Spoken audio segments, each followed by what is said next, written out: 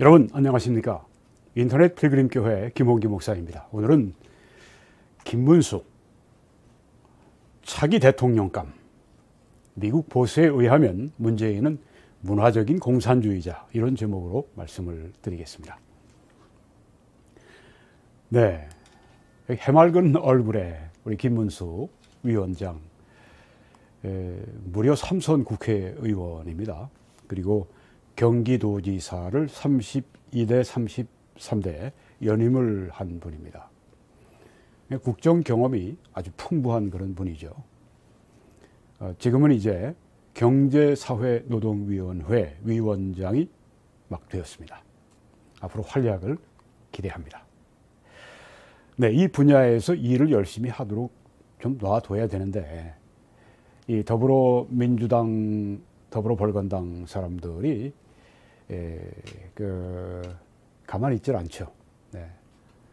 스스로 이제 문제를 키워서 또 이제 나쁜 결과를 거두는데, 여기 지금 그 김문수 위원장을 홍준표 대구시장이 영혼이 맑은 남자라 이렇게 부르기도 했습니다. 그리고 류건일 전 조선일보 주필이 최근에 신문에 낸 기사에서, 글에서 이렇게 평했습니다. 한국병의 치료를 위해서 꼭 필요한 사람이다. 그러니까 윤석열 대통령은 이분을 꼭 그 자리에 앉혀야 된다. 이렇게 얘기를 했습니다. 그리고 김문수 전 지사는 영원히 맑은 캐릭터다. 이제 좀 말씀을 곧 드리지만, 안보관이 철저하지 않습니까? 또 한미동맹에 대한 문제, 국가관, 안보관, 또 경제인식, 사회에 관한 관점, 모든 면에서 잘 갖추어진 분이다. 이렇게 생각을 합니다. 전 대통령이, 차기 대통령이 됐으면 하는 그런 생각을 이번에 가져보았습니다. 지금 여론조사 하면은 그 여론조사에 명함도 못 내미는데 그렇게 생각하는 분들이 있을지 모릅니다. 윤석열 대통령이 대통령 되기 전에 한 1년 혹은 1년 반 전에 명함을 내민 적이 있습니까? 없습니다. 하나님의 섭리는 알 수가 없습니다. 나이가 좀 많이 든 분이다. 네, 71세인데 앞으로 4, 5년 후에 미국의 대통령 바이든은 78살에 그 자리에 올랐습니다. 한국인이 못할 것이 있습니까? 그보다? 네, 그런 문제 전혀 되지 않습니다. 네, 됐으면 하는 마음이 제가 있고, 또 기도할 마음도 있습니다. 네. 그 10월 12일 날 국회 환경노동위원회 국정감사에서 이 김문수 위원장이 발언한 것이 큰 문제가 된 것을 여러분들이 알고 계십니다. 더불어벌건당 전용기 의원이라는 사람이 이렇게 가만히 있는 사람을 괜히 건드려 가지고 하여튼 그런 말이 있죠. 되려주고 말로 받는다고. 네, 그렇게 됐습니다. 네. 문재인 대통령을 종북주사파라고 생각합니까? 이렇게 따졌습니다. 그러니까 김문수 위원장이 아주 대답을 잘했어요. 문재인은 본인이 신영복 선생을 가장 존경하는 한국의 사상가라고 말했습니다. 굉장히 문제가 많은 발언이라고 생각합니다. 문재인이 여기 직접 인용하니까 제가 대통령자를 붙입니다만은 저는 안 붙입니다. 문재인 대통령이 신영복 선생이 가장 존경하는 사상가라면 확실하게 김일성주의자입니다. 네. 말을 잘했습니다. 네. 아니, 신영복이 누굽니까? 1968년에 통일혁명당 사건 때문에 그때 숙대 교수를 지내고 있었어요. 그전엔 또 군대 장교도 지냈습니다. 이런 사람이 그 간첩단에 포섭이 돼가지고 아주 전면에 나서서 중요한 역할을 거기서 했습니다. 그래서 20년을 복역했습니다. 정확히 20년 20일을 감옥에서 산 사람입니다. 간첩죄로 그렇게 된 것입니다. 이런 사람을, 신영복은 그러니까 김일성주의자이죠. 근데 신영복의 사상을, 김일성주의를 가장 존경한다고요? 문재인이라는 사람이. 확실하게 김일성주의자죠. 어디 갔다가 저걸 하겠습니까? 네. 맞는 말을 했죠. 바른 말을 했습니다. 이런 용기 있는 정치인이 필요합니다. 국회 국감장에서 네, 이 말이 터져 나온 거예요. 이게 제가 높이 사는 겁니다. 예. 또 이런 말을, 그 글을 작년 4월 달에 남겼는데요. 문재인 청와대 국정상황실장을 지낸 민주당 국회의원 윤건영이 종북 본성을 드러내고 있다. 주사파 운동권 출신이고 생각과 말과 행동으로 반미 반일 수령님께 충성하고 있다. 네. 이 윤건영은 국민대 무역학관과를 나왔고 거기서 이제 총학생회장도 지내고 네, 그러면서 이제 주사파 운동권 일을 열심히 했습니다. 선배로 따지면 여기 지금 이 김문수 선배는 이건 까마득한 윤건영이는 후배예요. 지금 말도 화끈하지만 그땐 더 화끈했겠죠. 네, 나이가 젊었을 때니까. 김문수, 그 당시에 운동권, 이분은 이 주사파는 안 맞는다고 그래서 PD 계열로 이제, 마르크시즘, 그쪽으로 이제, 소위 정통 공산주의, 그쪽에 이제 자기가 속해 있는데, 하여튼 운동권의 황태자라는 이름을 받았습니다. 얼마나 치열하게 노동운동을 했든지, 그런 분입니다. 윤건영이 같은 것은 이거 아주 완전히 그냥 이건 진짜 아주 비교가 안 되죠. 네. 이렇게 얘기했을 때는 그 운동권의 핵심이었던 분이 이렇게 얘기할 때는 사실입니다. 네. 이건 사실 아니면 이런 얘기를 왜 하겠어요? 자, 여기에 대해서 이제 윤건영이가 국정감사에서 이렇게 물어봤습니다. 따졌습니다. 자기한테 한 얘기니까. 지금도 그 생각에 변함이 없어요? 그러니까 김문수 위원장이 그 앞에서 막 따지니까 어떻게 그렇다라고 얘기하는 건 좀 그렇잖아요. 그러니까 저런 점도 있는 측면이 있다고 생각합니다. 문제가 있는 점이 많이 있습니다. 이렇게 인간적으로 좀 대답을 한 것입니다. 나중에는 이제 사과한다 그런 얘기도 했지만 정치적인 발언이고 소신에 있어서는 확실합니다. 윤건영이가 종북 주사파 김일성 수령을 위해서 많은 일을 한 사람이다. 네, 여기 생각에는 변함이 없어요. 이 국감장에서 이렇게 정말 말할 수 있는 이런 배포가 있다는 게 참 이런 이야기를 이렇게 공개적으로 했다. 그동안 이야기를 못 했잖아요. 문재인이가 공산주의자라는 말 해가지고 한참 우리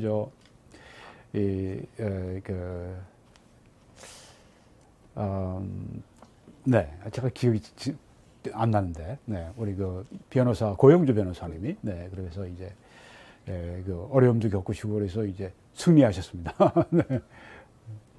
네, 그렇지만 이제 그 말하는 게 참 어려운데 여기에서 확실한 김일성주의자라고 얘기를 했으니까 화끈하게 얘기를 한 겁니다. 이 금기사항이 깨진 거예요. 네, 그래서 이제는 그 얘기가 좀 자유스럽게 신문에서도 막 돌아다니고 막 그렇게 지금 합니다. 잘 된 겁니다. 네, 문재인이 심은 대로 거둔 겁니다. 앞으로 더 많이 거두겠죠. 거둘 것입니다. 하늘에 하나님이 계신데 안 거두겠습니까? 심은 대로 사람이 무엇이든지 심은 대로 거둔다고 말씀을 했는데, 자, 그리고 그 다음 날 이제 10월 13일에 라디오 방송에서 이렇게 얘기를 했습니다. 김현정 톡쇼에서 이제 앵커가 물어봅니다. 2019년에 자유한국당 주최 토론회 하실 때 문재인은 총살감이라고 하셨죠. 지금도 그렇게 생각하시나요? 이렇게 물어보니까 김문수 위원장이 지금도 그렇습니다. 이렇게 문재인 총살감이다 이렇게 얘기를 한 거예요. 네. 그리고 이제 부연 설명을 했습니다. 박근혜 대통령을 22년형을 했지 않습니까? 누가? 문재인이가. 이명박 대통령은 17년. 누가? 문재인이가. 이거는 굉장히 문제가 있습니다. 이거는 너무 심합니다. 그런 식으로 한다면 문재인 대통령은 훨씬 더 심하게 형을 받을 수밖에 없습니다. 저는 그런 생각을 가지고 있습니다. 네. 그리고 이제 그러니까 이제 그 앵커가 물어봅니다. 아니, 그렇게 증거가 있나요? 객관적인 증거가 많죠. 증거가 많죠. 예. 안보 사항에 있어서 특별히 증거가 엄청 많죠. 이번에 지금 저 누굽니까? 우리 해수부 직원 완전히 죽음으로 몰고 간 이건 완전히 뭐 국정을 이끄는 이런 존재들이 아닙니다. 그 자들은 완전히 조폭 수준입니다. 조폭 수준.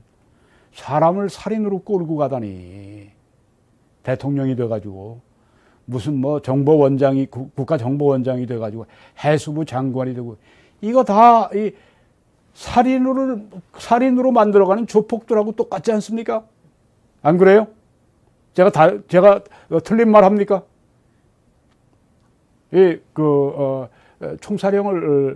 총사령감입니다. 이거 우리 지금 한국의 보수에서 약 30%가 그렇다고 동의를 한다고 그러죠. 그 사람들이 다 뭐 정신 다른데 팔고 사는 사람들입니까? 다 똑바른 인식 가지고 살아가는 사람들이에요. 말도 안 되는 말이죠. 박근혜 대통령을 22년형, 이명박 대통령을 17년형, 국정원장 4명을 다 감옥에 보낸 문재인 대통령은 아마 역사의 심판을 받을 것입니다. 지금 더불어벌건당이 지금 국회 집권 세력이 돼서 아주 거대 야당이 돼서 그렇게 하고 있기 때문에 문재인이 많이 지금 이렇게 보호가 되고 있습니다만은 보십시오. 2년 후에 하나님이 그것마저 거두시게 되면 그때 문재인 더 힘은 대로 더 크게 거두게 될 것입니다. 문재인이 심판받아야 나라가 바로 됩니다. 신영복 사상이라는 것은 김일성의 사상입니다. 신영복 선생이 무기징역을 받았는데 20년 22일을 감옥에서 살았습니다. 네, 처음에 무기징역을 받았는데 이제 감형을 해서 특사로 나온 겁니다. 그때 그분은 한 번도 본인이 전향한 적이 없다고 말하는데 감옥 안에서는 물론 전향서를 썼습니다만은 형식적으로 쓴 거죠. 본인이 그런 생각을 계속 가지고 있다고 했기 때문에 전향은 안 했어요. 감옥에서 나오려고 전향서 쓴 거죠. 신영복 선생의 사상은 신영복이 이제 그 다음에 성공회 대에 들어가서 이제 성공회 대학에 들어가서 이제 교수 생활을 했는데 한 18년 거기서 교수 생활을 하고 그리고 이제 2016년 1월 15일인가 이렇게 죽었습니다. 이 신영복 선생의 사상은 김일성의 사상이고 김일성의 사상을 자기 사상으로 아는 신영복 선생의 사상을 가장 존경하는 사상을 문재인 이렇게 얘기하는 겁니다. 그렇게 생각한다면 문재인은 김일성주의자라고 봐야죠. 100번, 1000번, 10,000번, 100만 번 맞는 얘기죠. 김일성주의자 신영복 사상을 존경한다고 했는데 뭘 갖다가 변명을 합니까? 제가 처음부터 그 얘기를 했습니다. 신영복을 존경한다면 신영복에 무슨 뭐 문제가 없는 그런 점을 얘기했어도 문제가 될 텐데 뭉뚱그리로 그냥 신영복 그게 대통령이 할 짓입니까 그게? 이런 문화적 공산주의자가 그 자리를 차지하고 그러니까 그런 얘기가 나오는 거죠. 여러분 이 김문수 위원장은 문재인은 확실한 김일성주의자라고 말을 했습니다. 맞는 말입니다. 네. 미국의 유명한 시사평론가, 동북아시아 전문가, 대만 출신의 중국인, 대만 출신의 부모님을 이제 아버지인가요? 네, 아버지 측이. 네. 차이니스 아메리칸, 골든 챙은 한국에 왔을 때 이런 얘기를 했습니다. 한국에서 문재인이 간첩인지 아닌지 난 모르지만 그는 분명히 간첩같이 행동하고 있다. 그래서 이제 문재인은 간첩이라고 그래서 막 떠들고 그랬는데 이분이 한 얘기는 그겁니다. 간첩같이 행동하고 있다. 간첩같이. 그런데 이 미국의 보수에서는 이 문재인은 무엇이라고 이런 사람을 이야기하느냐면 문화적인 마르크시스트, cultural marxist라고 얘기합니다. 마르크시스트는 마르크스를 따라가는 그 사람들이죠. 공산주의자입니다.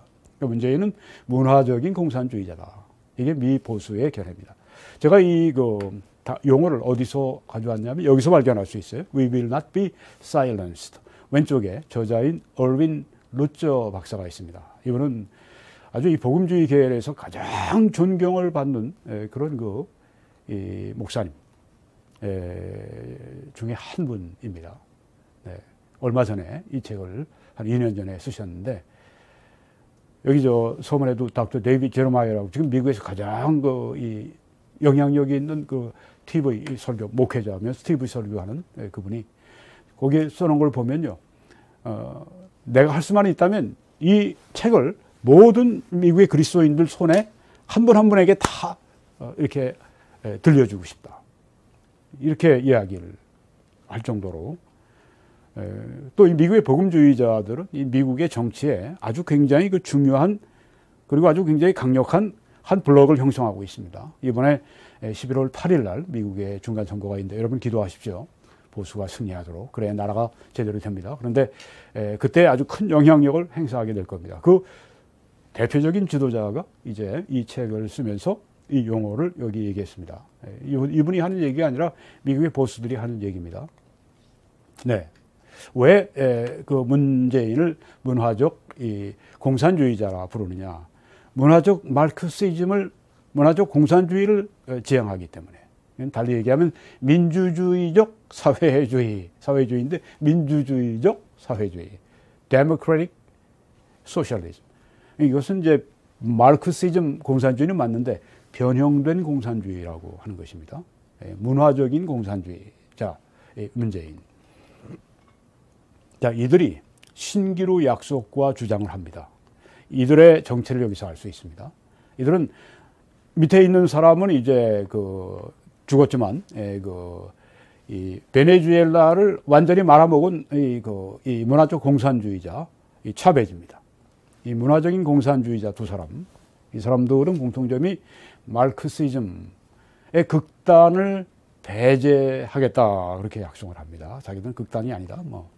또 마르크시즘의 민주주의적인 요소를 혼합할 수 있다, 또 이렇게 얘기를 합니다. 그리고 적합한 일꾼을 선출함으로, 그러니까 선거를 해가지고 부의 재분배를 성취한다. 부의 재분배, 이거 많이 얘기하죠.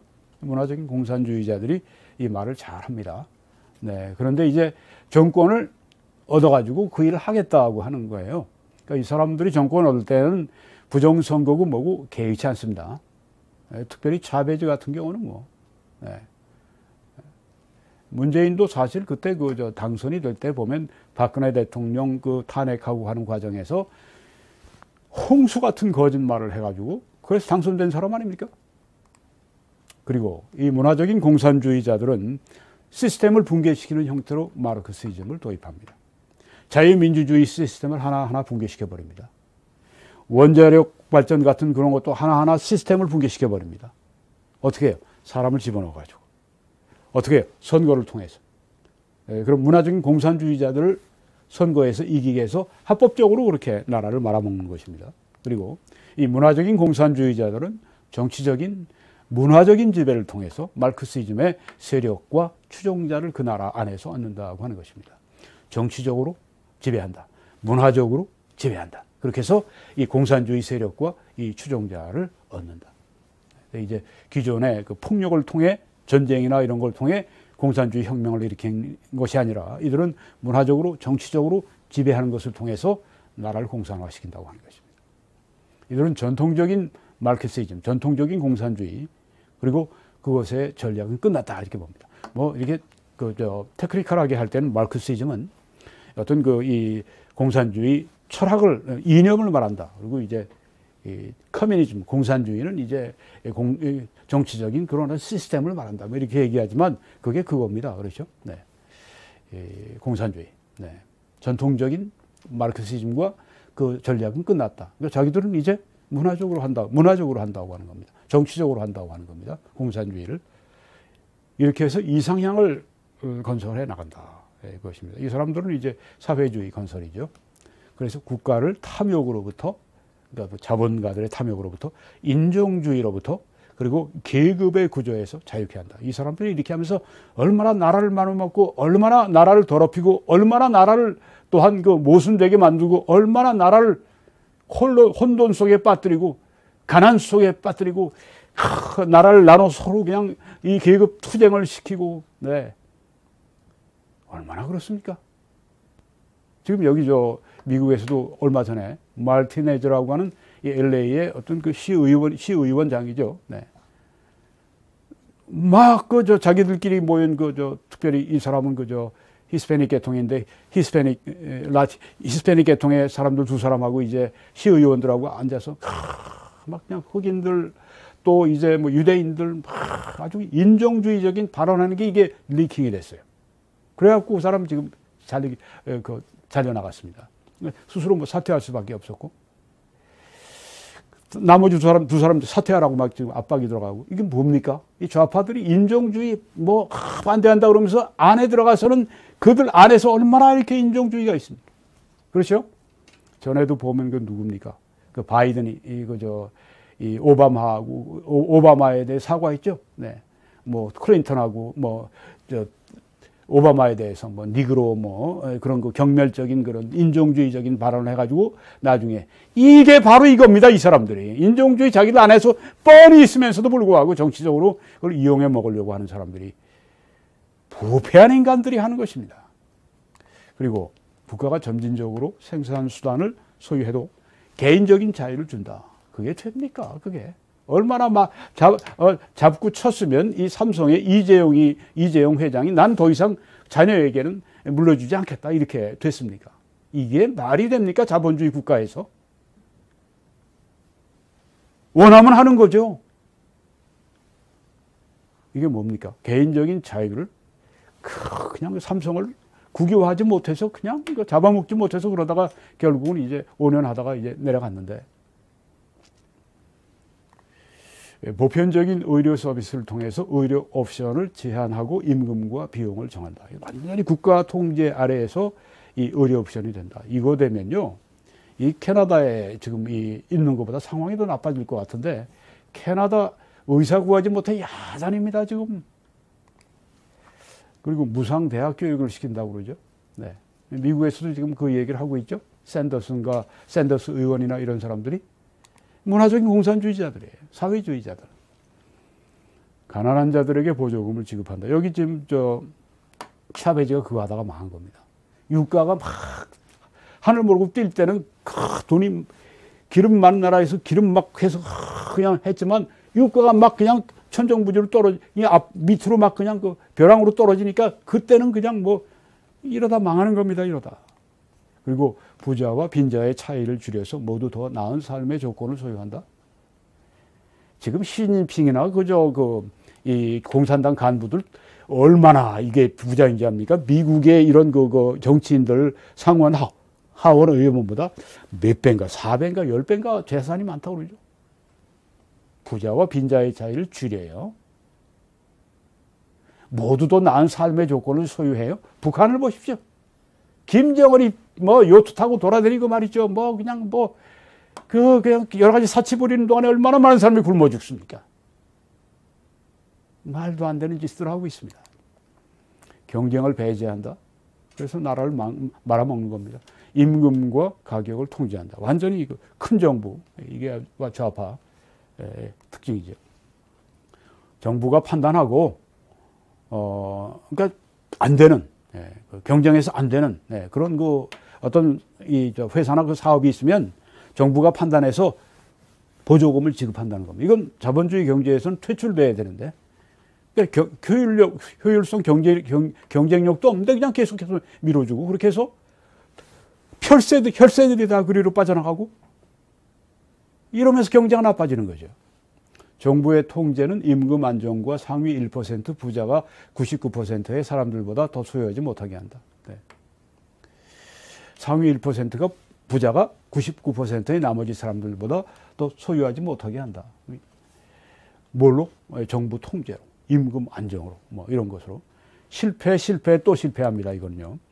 평등은 최저임금과 최대임금을 요구한다. 네. 평등사회를 구형한다고요? 실제와는 너무 다른 거짓말이죠. 자, 이들은 부의 재분배를 주장합니다. 하지만 부를 창출할 수가 없어요.